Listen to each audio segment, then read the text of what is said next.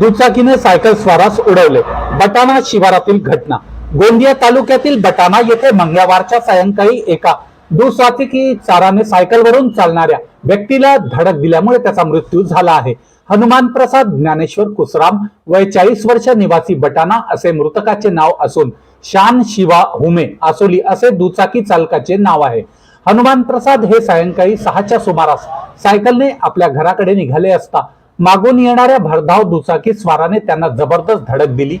हनुमान प्रसाद यांच्या डोक्याला मार लागल्यामुळे त्यांना दवाखान्यात नेत असतानाच त्यांचा मृत्यू झाला.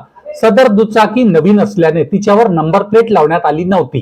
गोंदिया ग्रामीण पोलिसांनी घटनेची नोंद घेतली असून पुढील तपास पोलीस निरीक्षक सिंगनजुडे करीत आहेत.